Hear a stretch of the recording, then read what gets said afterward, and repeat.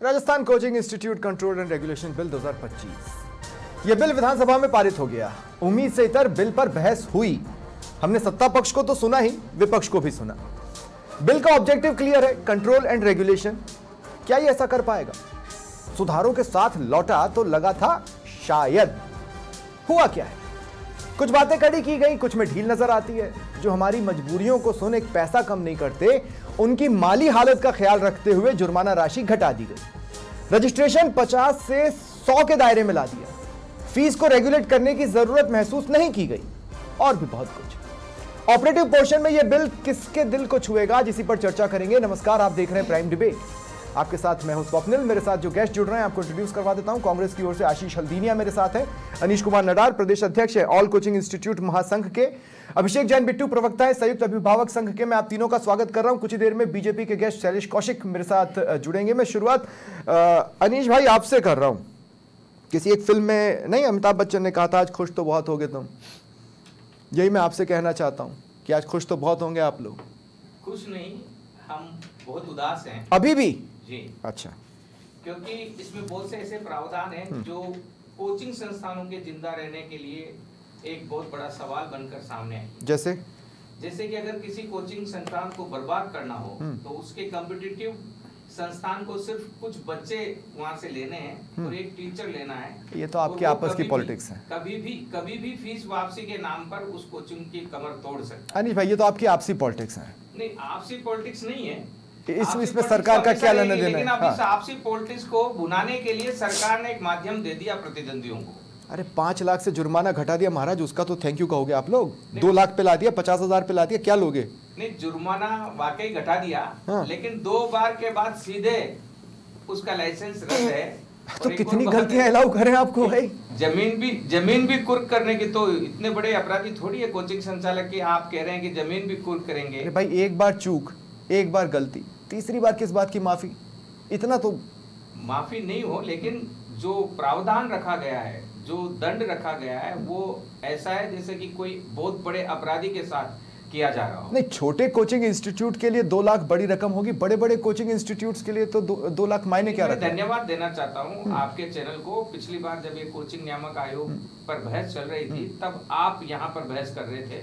तब आपके सामने हमने एक मुद्दा उठाया था कि कोचिंग जो छोटे हैं उनको इससे बाहर किया जाए। तो हमने उस समय 500 छात्रों की कोचिंग को छोटा कोचिंग माना था। सरकार ने 100 तक कोचिंग संस्थानों को, जिनमें 100 बच्चे पढ़ते हैं, उनको इस दायरे से बाहर रखा है। ये छोटे कोचिंग संचालकों के लिए बहुत अच्छा है। अब 50 वालों का धनी धोरी कौन? 99 वालों का धनी धोरी कौन इस बिल की वजह से? अब बताइए मुझे। इस 99 तक तो वो माफ है, उसको कोई नियम पालन नहीं करना है। ये तो गलत है ना? और गलत तो कहाँ है उसको 99 एक्चुअली अगर ये ही कानून सबके ऊपर लागू होता और 100 बच्चे अगर नहीं छूटते तो 100 बच्चे वाले कोचिंग वाले, जो छोटे कोचिंग वाले, उनको तो बड़े मगरमच्छ खा जाते।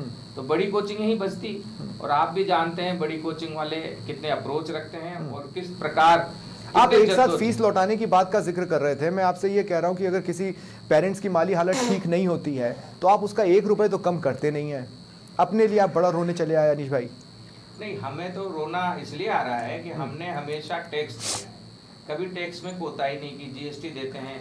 इसके अलावा भी हम जब भी सरकार का कोई कार्यक्रम होता है तो उसमें बढ़ चढ़ के, अभी भी हम सर्वेक्षण में, ये जो स्वच्छता सर्वेक्षण कार्यक्रम है उसमें बढ़ चढ़ के भाग ले रहे हैं। उसी का फायदा तो नहीं मिला बिल में? नहीं, किसी चीज का हमें कोई फायदा नहीं मिला। हमें तो अपराधी की तरह ट्रीट किया गया है और आने वाले समय में हम सड़कों पर उतरेंगे। इस बिल में और भी प्रावधान लाने की कोशिश करेंगे। कोचिंग संस्थानों को जिंदा रखने के लिए क्या हो सकता है, उसके लिए हम सरकार से बात करेंगे। अभिषेक जैन बिट्टू, पिछली बार आपने मुझे ऑफ गार्ड पकड़ा था। ऑफ गार्ड ऐसे पकड़ा था कि जब अभिभावक की बात आई तो आपने कहा कि फिर अभिभावक पर भी दोष डालो। वो तो इसमें भी नहीं डाला है। इतनी हिम्मत तो नहीं जुटा पाई सरकार। लेकिन इससे इतर क्या नजर आता है?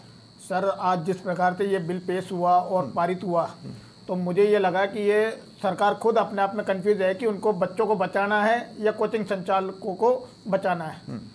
क्योंकि जिस प्रकार के प्रावधान इन्होंने किए, ये सारे के सारे प्रावधान केवल कोचिंग संचालकों से लिए गए थे। अभिभावकों से किसी भी प्रकार का कोई सुझाव नहीं लिया गया। जो छात्र वहाँ पे पढ़ रहे हैं उनसे कोई विचार विमर्श नहीं किया गया।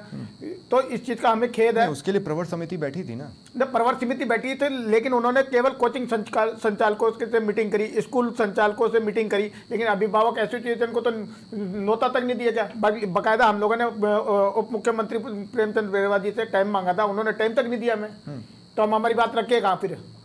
सबसे बड़ी समस्या यही है, क्योंकि ज्ञापन ट्राई किया था क्या? अजी ज्ञापन वगैरह कुछ ट्राई किया था? नहीं, ज्ञापन देने के लिए तो हमने प्रेमचंद बैरवा जी से टाइम मांगा था, लेकिन उनका टाइम हमें मिला नहीं, इसलिए हम दे नहीं पाए।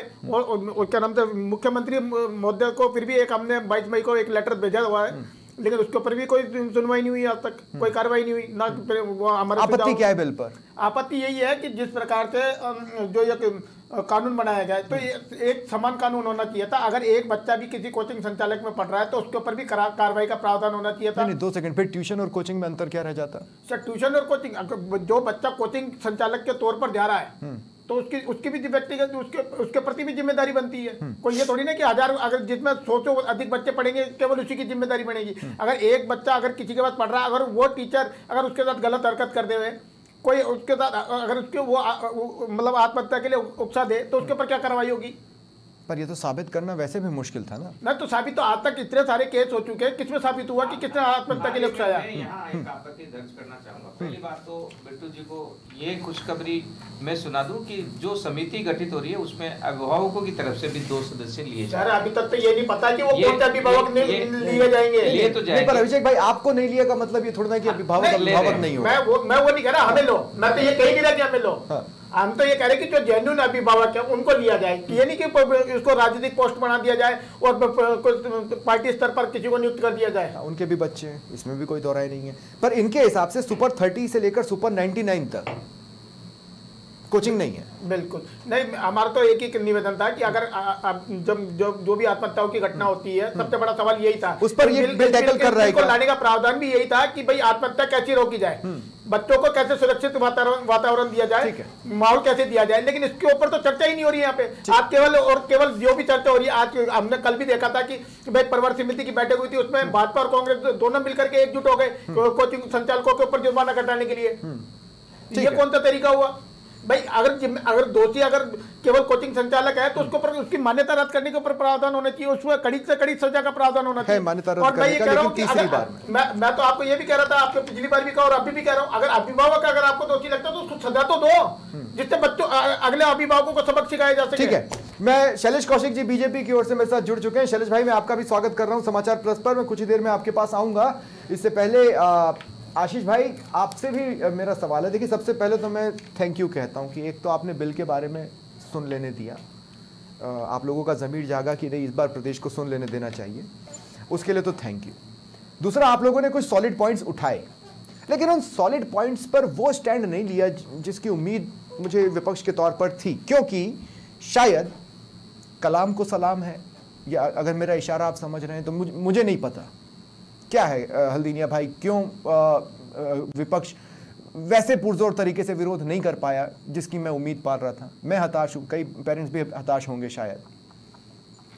देखिए, सपनों के सौदागर जब सत्ता में आ जाते हैं तो भविष्य को अंधेरे में ले जाते हैं। अच्छा। भारतीय जनता पार्टी जो आज सदन में ये बिल लेकर आई है, ये कोचिंग संरक्षक का बिल है, ये कोचिंगों की रक्षा का बिल है, ये छात्र हितों का बिल नहीं है, छात्र रक्षकों का बिल नहीं है। भारतीय जनता पार्टी ने स्टूडेंट संविधान नहीं दिया है, कोचिंग का लाइसेंस दिया है सर आज। और भारतीय जनता पार्टी के इस फैसले का पुरजोर विरोध कांग्रेस ने आज सदन में किया है। टीकाराम जूली जी ने भारी आवाज सदन में प्रवर समिति में क्यों नहीं? देखिए, प्रवर समिति के बाद में इस बिल में संशोधन कहां हुआ है, उसका भी हमने हवाला दिया है। कैसे नहीं हुआ है? समिति में तो आपकी सहमति बनाई है। प्रवर समिति में तो आपकी सहमति से बिल है। बिल जाने से पहले क्या था कि जो बच्चों का जुर्माना जो लग रहा है वहां पे, उस जुर्माने की राशि पहले क्या थी? 2 से 5 लाख रुपए थी। इन्होंने 50 लाख का विरोध तो आपने भी किया। 5 लाख का विरोध तो आपने भी किया। मैं ये कह रहा हूं तो 50,000 रुपए हमने थोड़ी किए थे। जब तक जुर्माना ज्यादा बढ़ेगा नहीं तो कोचिंग संस्थान इस चीज में होंगे नहीं ना, क्योंकि भारतीय जनता पार्टी की जो भी मीटिंग होती है, जो भी होती है, वो अभिभावकों से नहीं होती है, छात्रों से नहीं होती है, इनकी होती है कोचिंग माफियाओं से मीटिंग होती है, उद्योगपतियों से मीटिंग होती है। उसके आधार पर ये भारतीय जनता पार्टी सारा का सारा निर्णय लेती है। ये बिल जो है भारतीय जनता पार्टी को समझना होगा कि ये छात्र जो है वो उद्योग ग्राहक नहीं है, छात्र देश का भविष्य है, राष्ट्र का भविष्य है। मुझे एक बात बताइए, ये जो कोचिंग माफिया शब्द का आपने इस्तेमाल किया, ये एकाएक 2023 के चुनावों के बाद जन्मे या वो 2018 से 2023 के बीच में भी कोचिंग माफिया ही थे? देखिए, कांग्रेस ने उस समय सब पे लगाम लगाने की कोशिश की थी, फीस नियंत्रण पे लगाम लगाई थी, और फीस नहीं दे सकते हैं, किस्तों का भी अशोक गहलोत जी की सरकार ने ये किया था। कौन सी फीस पे लगाम लगी थी? देखिए, लगाम लगाई थी, लगाम लगाई थी सर, कांग्रेस सरकार ने लगाम लगाई थी, कांग्रेस सरकार ने लगाम लगाई थी कांग्रेस सरकार ने। लेकिन आज भारतीय जनता पार्टी क्या कर रही है? आज भारतीय जनता पार्टी क्या कर रही है? आज भारतीय जनता पार्टी खुले में कोचिंग उद्योगों के साथ आशीष जी कम कर दिया गया है। आशीष जी 2 मिनट, ठीक है। अब आशीष भाई 2 सेकंड, आपको एक छोटा सा काउंटर, 2 मिनट आपस में मत बोलिए, कोई फायदा नहीं। आशीष भाई रुक जाइए, आशीष भाई रुक जाइए, आशीष भाई रुक जाइए, ठीक है। आशीष भाई रुक जाइए, हो गया बस। नहीं, मैं 2 मिनट दूंगा ही नहीं, मैं 2 मिनट दूंगा ही नहीं। 2 मिनट ठीक है 2 मिनट। अनीश जी आपको काउंटर कर रहे हैं, 10 सेकंड अनीश भाई आपके पास, अभिषेक जैन 10 सेकंड फिर आपके, और उसके बाद बीजेपी। ये जो बिल है, एक पेपर लीक के खिलाफ भी एक बिल था, और कोचिंग के नियामक के लिए भी एक बिल था, और कोचिंग हब था। तीनों में कांग्रेस पार्टी ने कभी ध्यान नहीं दिया। ठीक है, आगे आपको पॉइंट, ठीक है अभिषेक सर। पेपर लीक पे तो हम आशीष भाई रुक जाइए। हाँ, आशीष जी जिस प्रकार की बात कर रहे हैं कि भाई फीसों पर लगाम लगाई गई थी, मेरा तो खाली सवाल यही है कि पूर्ववर्ती सरकार ने कौन से विषय के ऊपर, कौन सी शिक्षा के ऊपर, फीस के ऊपर लगाम लगाई? ठीक है। शैलेश कौशिक जी, मैंने सुना कि पहली नजर में प्यार होता है। ये पहली बार जब बिल आया तब तो प्यार नहीं दिखाता, ये दूसरी नजर में प्यार कैसे हो गया आप लोगों को कोचिंग वालों से? देखिए स्वप्निल जी, राजस्थान में भारतीय जनता पार्टी की सरकार ने एक ऐतिहासिक काम किया, और एक कोचिंग जो संस्थानों पर जिस तरीके की लगाम लगाने का एक बिल आए, और अभी कांग्रेस के साथी प्रवक्ता कह रहे थे कि हमने ये किया, हमने किया, तो तमाम आपके पैनलिस्ट बैठे हैं, सबने कांग्रेस प्रवक्ता को जवाब दे दिया कि आपने 5 साल में लेकिन उससे पहले दादा आप ही के बारे में बोला इन लोगों ने दिल खोलकर। आपने नहीं, मैं बता रहा हूँ स्वप्निल जी, मुझे बोलने का मौका भी दीजिए 2 मिनट। 5 साल इन्होंने कोई मंशा नहीं दिखाई कि आप कोचिंग संस्थानों को रेगुलेट करने के लिए आपकी सरकार ने, आपके उसने कोई काम किए हो, और उसकी परिणति ये रही कि किस तरीके से लगातार आप देखिए कि किस तरीके से लगातार इस तरीके की जो विद्यार्थियों की जो घटनाएं हुई, और जिनके आधार पर माननीय हाईकोर्ट को भी ये स्टैंड लेना पड़ा, और उसके बाद भारतीय जनता पार्टी की सरकार ने उसके बाद भारतीय जनता पार्टी की सरकार जागी। अगर हाईकोर्ट स्टैंड नहीं लेती तो भारतीय जनता पार्टी की सरकार नहीं जाती। 2 साल लगाए हैं हाईकोर्ट के लिए भी 2 साल। फिर भाई मुझे आता है क्रॉस करना, please don't teach me my job. Swapnil ji, मैं कह रहा हूं कि हाई कोर्ट के जो स्टैंड के बाद भारतीय जनता पार्टी की सरकार ने राजस्थान के विद्यार्थियों के हित में एक बिल लाया। अब आप एक बात बताइए, अभी आपके चैनल पर तमाम तरीके की डिबेट चल रही थी कि इसमें कोचिंग संस्थानों को भी दिया गया है। क्या आप एक बात बताइए कि मोस्टली जो बात है कि इसमें क्या फीस रेगुलेट करनी, आप कह रहे थे कि इस पहले ये समस्या थी कि जिस तरीके से एक इसमें अगर किसी ने ढंग से पढ़ा हो इसको, तो इसमें स्पष्ट रूप से है कि आप फर्जी प्रचार जो करते हैं कोचिंग सेंटर वाले कि 350 400 देखिए इस मूलभूत ये आपने देखी होंगी इस तरीके की जो घटना, पर उससे बेनिफिट क्या है? बेनिफिट तो इस चीज से होता है ना कि 90,000 के ऊपर आप ले नहीं सकते। बेनिफिट तो इस चीज से होता है ना कि 75 के ऊपर आप ले नहीं सकते। वो तो आपने किया ही नहीं। तो सुनिए 2 मिनट, आपने सबको समझ लिया, मुझे भी लीजिए। मैंने सबको इतना ही टोका था शैलेश भाई। सरकार का पक्ष रखूं। देखिए आप मेरी बात सुनिए कि मैं कह रहा हूं कि जो मोस्टली इस तरह की घटनाएं होती हैं, और ज्यादातर जो घटनाएं थी कोटा में जो कंपटीशन कोचिंग सेंटर थे, जिन्होंने उनको एक तरीके से चारागाह बना दिया था, जो ना तो बैठने की जगह थी, और जो कंपटीशन में जिस तरीके से विज्ञापनों के माध्यम से कि हमारे इतने, अब एक भी आत्महत्या नहीं होगी, अब एक भी आत्महत्या नहीं होगी। आत्महत्या रोकने का कौन सा प्रयास है इसमें? आज उन पर रेगुलेट किया है कि पहली बात तो कि आप जिस तरीके से जो फीस के ऊपर जो मनमानी करते थे, तमाम तरीके की फीस के संग एक्स्ट्रा बाध्यताएं लगाते थे, आप फीस को जो एक संग लेते थे उसमें भी, अरे भाई पर फीस की सीमा क्या, फीस की सीमा क्या? शैलेश भाई 2 सेकंड, शैलेश भाई 2 सेकंड, नहीं मैं मौका दूंगा, मेरे पास एक सवाल है। शैलेश भाई मेरा सवाल सुनिए, मैं आपसे एक बात कह रहा हूं। प्रधानमंत्री मोदी ये कहते हैं कि सबको समान अवसर मिलना चाहिए, जिसका कहने का मतलब है कि हर बच्चे को समान अवसर मिलना चाहिए।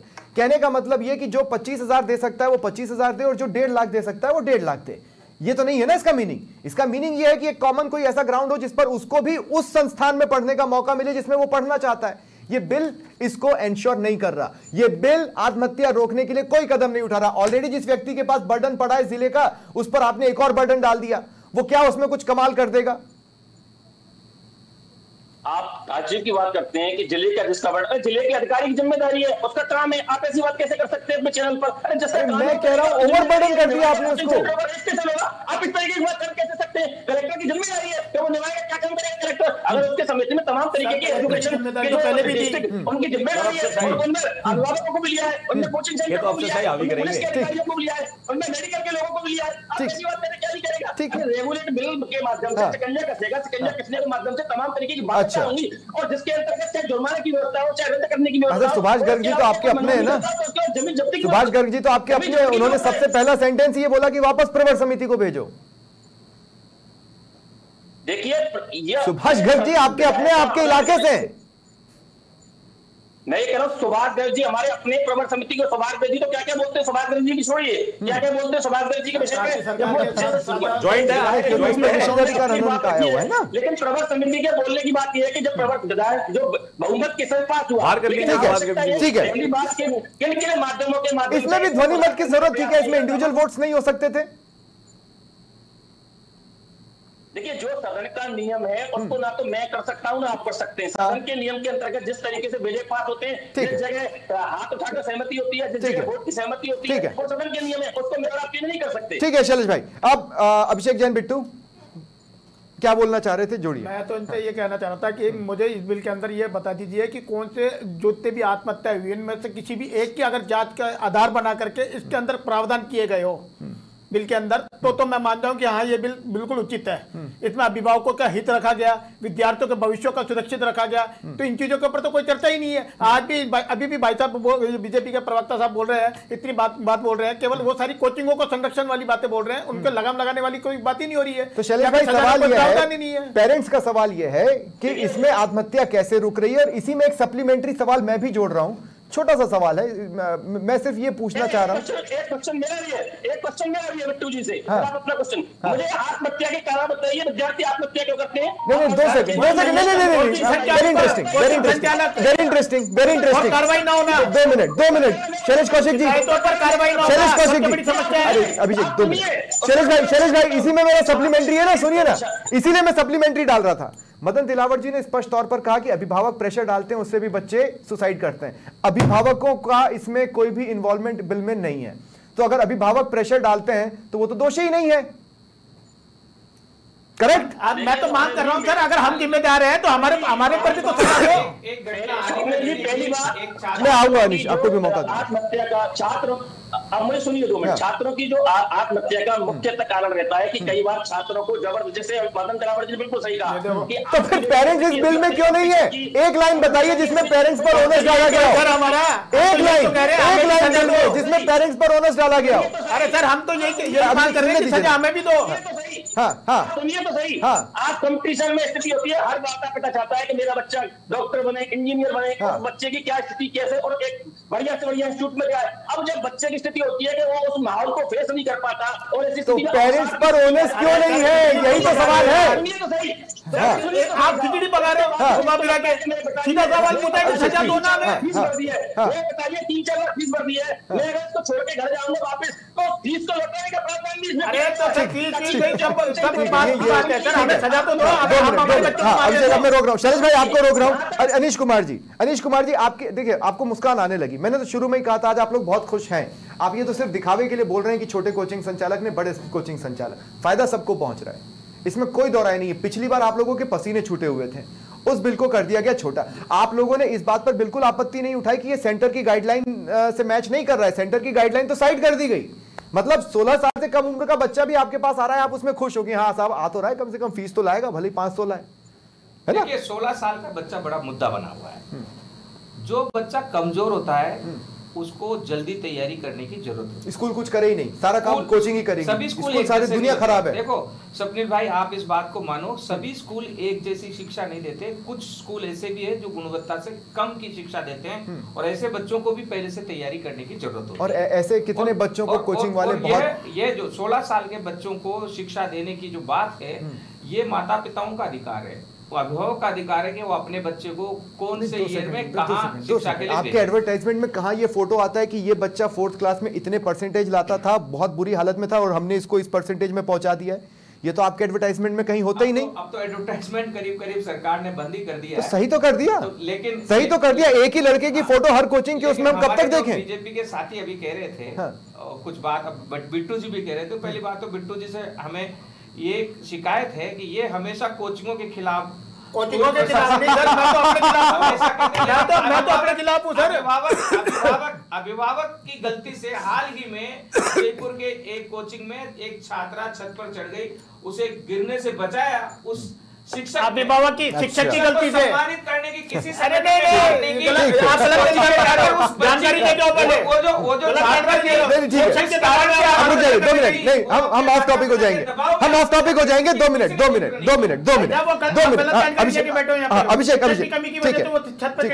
अभिषेक प्लीज रुक जाओ। आशीष हल्दीनिया जी, मैं आपसे एक बात कह रहा हूं, ठीक है? आपने सबसे बहुत अच्छा शब्द इस्तेमाल किया, आपकी भविष्य अंधेरे में जा रहा है। अंधेरे में जाने को पुख्ता किया गया है नए प्रावधानों के जरिए। मैं कह रहा हूं भविष्य अंधेरे में जा रहा है, कांग्रेस अंदर बैठी रही, ना वॉकआउट ना कुछ।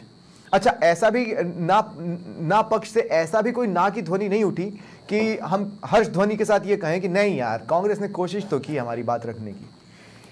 कुछ नहीं किया। कांग्रेस ने पूरी कोशिश की है। प्रवर समिति में हाँ के बाद कौन सी कोशिश होती है? कांग्रेस ने भारतीय जनता पार्टी को बैकफुट पे लाने की कोशिश की है, और अभी तो आप हार गए। शैलेश जी एक बात, तो इस बिल को आप अपनी हार मानते हैं? का सम्मान करते हैं। हाईकोर्ट ने क्या कहा था? हाईकोर्ट ने कहा था कि केंद्र सरकार की जो गाइडलाइन है 2024 की, उसका पालन कीजिए। इस बिल को आप अपनी हार मानते हैं? सरकार ने की, इस बिल को आप अपनी हार मानते हैं? सरकार ने उस नियम का पालन किया। इस बिल को आप अपनी हार मानते हैं? राजस्थान सरकार, भारतीय जनता पार्टी की सरकार, बदनलाल सरकार न्यायपालिका से बड़ी हो गई। नहीं, आशीष भाई बहुत स्पेसिफिक सवाल है। देखिए बहुत स्पेसिफिक सवाल है। वक्फ बिल जेपीसी में गया, आपकी जीत। नहीं, 2 मिनट, सवाल लीजिए।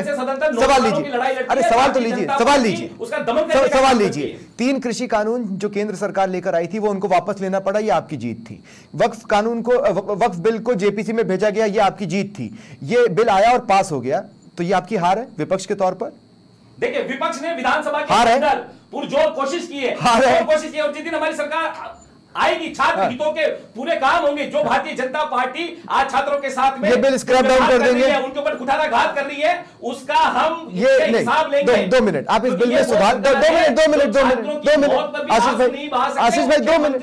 अगर आपकी सरकार आती है, सुनिए मैं आपको एक मौका दे रहा हूं, मैं आपको मौका दे रहा हूं कांग्रेस की ओर से पहला वादा करने का। आशीष भाई सुनिए ना, वादा करने से पीछे मत हटिएगा। सुनिए तो, वादा करने से पीछे मत हटिएगा, मैं आपको मौका दे रहा हूं। ये हो सकता है 2028 के चुनावों के लिए कांग्रेस का पहला वादा हो। आप आएंगे तो इस बिल को स्क्रैप डाउन कर देंगे या कुछ प्रावधान हटा के उसमें सुधार करेंगे? बिल्कुल प्रावधान में सुधार किया जाएगा। Exactly. छात्र हितों में होंगे, छात्र हितों में होंगे, जो छात्र नौजवानों, आप इस बिल से ओके हैं, इसलिए आपकी हाँ है, परेशान करने के लिए नहीं होंगे कि छात्र आत्महत्या कर रहे हैं और भारतीय जनता पार्टी उद्योगपति माफियाओं से मिलकर, कोचिंग माफियाओं से मिलकर सिर्फ पैसा लेकर उनके उन्होंने जो नियम दिए हैं वो नियम लागू कर रही है। ठीक है ना केंद्र सरकार के नियम। बस 2 मिनट मैं ये इसी पॉइंट पे आना चाह रहा हूं। ये बात बड़ी अजीब सी है शैलेश भाई कि सेंटर की गाइडलाइंस को साइडलाइन कर दिया। कोई तो कारण रहा होगा कि जो सेंटर को लगता है, जो सेंटर में बैठे दिग्गजों को लगता है, जिसमें प्रधानमंत्री मोदी, अमित शाह जैसे दिग्गज हैं, उन लोगों को जो लगता है उससे इतर लगता है प्रदेश की बीजेपी को। ये बड़ी अजीब सी बात नहीं है?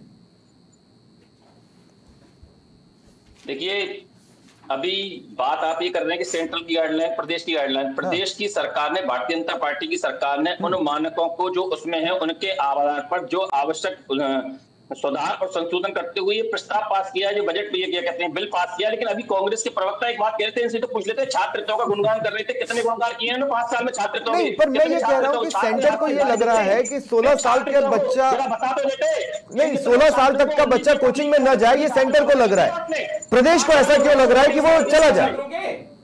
7 लाख युवाओं को ये आपके भविष्य, ये आपने छात्रों का हित किया था क्या 5 साल में? किस तरह हित किया था 5 साल में आपने? केवल बोलने से कुछ नहीं होता। मैं समझा भाई, कभी ये तो देख लिया करो, आईने में जाकर करो।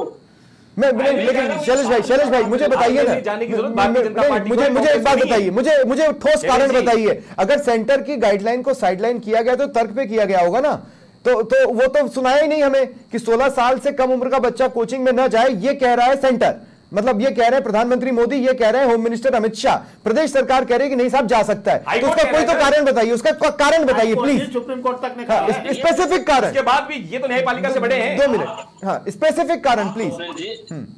स्वप्निल जी, स्पेसिफिक कारण नहीं, कई बार कई क्षेत्र परिस्थिति आवश्यकता होती है, लेकिन 16 साल के बच्चे आप एक बार बताइए 12th क्लास पास, आवश्यकता तो कोचिंग संस्थानों की है ना, कोचिंग जाता है। हाँ। आज ये मूल आवश्यकता बड़े कोचिंग सेंटरों की, जो मूल जो कोटा पे चलते थे, या बड़े जो कंपटीशन एग्जाम पीएमटी और इंजीनियरिंग के, उनके हाँ, वो 5 लाख का जुर्माना थोड़ी ना दे पाते, इसीलिए आपने उनको 2 लाख का जुर्माने पे लापटका, 50,000 के जुर्माने पे लापटका। ये